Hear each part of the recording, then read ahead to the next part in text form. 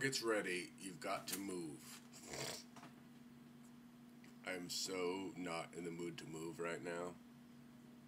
I just want to keep going back to bed. I woke up this morning, and then I was like, I need to go back to sleep for another hour.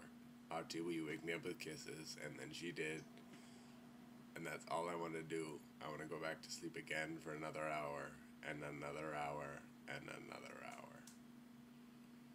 I keep having good dreams, but I wake up sleepy again. Similar to how I feel physically, I think it is human beings and or me, my tendency to be similar spiritually when the Lord comes and has things for me to do. Not all things. Some things are small, are short and easy, and I don't know, it's just fun. And so you run out on, those aren't too hard to run out on and do joyfully. Still, a sleepy fellow I am, and a procrastinator, so even the fun, joyful things, sometimes I will wait long enough on that they will just never occur. And then that fruit that could have been borne out, who knows what it may have bloomed from it, is just going to fall to the ground and decay. And I missed out on an opportunity to obey my favorite. And that stinks. But then even on the other side of things, really and quite opposite to this, I don't know, sometimes I feel like the Christ that people focus on in this season and stuff, which is fine, it's awesome, but the whole like Prince of Peace sort of aspect, and he was that, but really not in very much in the worldly sense. He didn't really make that many promises about this life being like ultimately peaceful, at least on the exterior. He said, you'll be chased from your houses and from your hometowns and reviled and spat upon, and you'll divide and conquer those that you love in a way, and that ultimately for his name you'll probably have to suffer greatly. And that was specifically true of the people he was saying it to, because it was nearly all of his disciples were chopped up and hung and stoned and cast from parapets and crucified upside down and all sorts of impolite hijinks.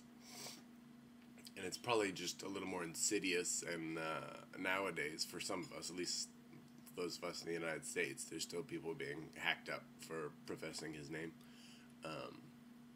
But he, along with that, the things won't necessarily be easy. Sometimes he doesn't always ask nice little fun things of us either. Sometimes he asks deliberately, intense, hard things. And those really I should leap to obey with the same vehemence I would, the happiest little errand for his kingdom. But I'm a sluggard, a spiritual sluggard by nature, or a sluggard in general by nature. And so a lot of times I can either take too long in doing it, again, so it just kind of like withers, and even when it does bear fruit, it's lame fruit, because I waited far past the season, when really a lot of times he's like, go. When are we going to do this? Now. Oh, okay. And I was drawn to this idea of when he asks us really hard things that will leave us without any peace of this earth, but only, again, his peace that passes all understanding, which is really quite a nice treat whenever you do get it, when it settles over you, when you're like, man, I'm not at peace with this at all, but I'm okay somehow.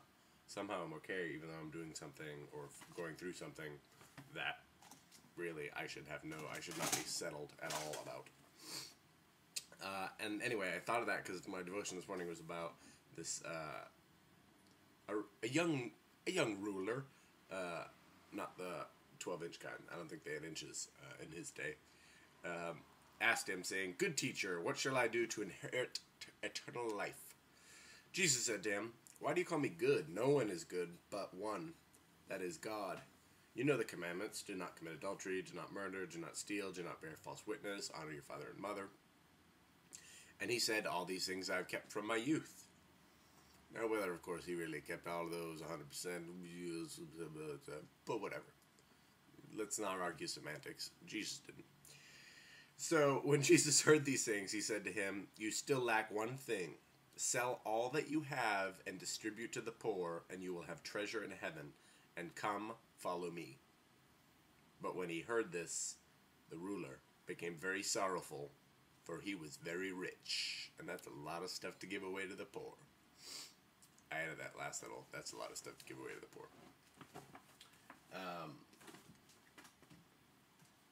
So that, though it certainly wasn't, hey, okay, hack off your right arm and your left arm and burn the symbol of a cross into the stumps.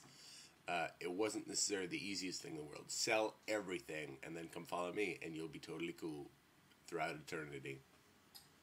That seems terrible. It seems so contrary, really, I think, too, to, like, a lot of stuff I pray for, you know, which a lot of it relates to this life, and, you know, whether it's financial security or just some ease of existence and lack of tension over the things of this world.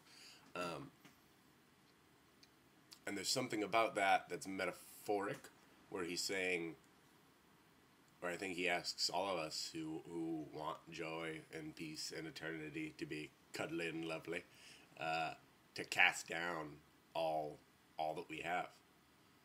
You know, and if it has to be literally, then it's literally. If that has to be, you're willing to let any of these things go at a moment's notice, and that all these things, and you follow none of these things, because I follow all sorts of things that aren't him throughout the day.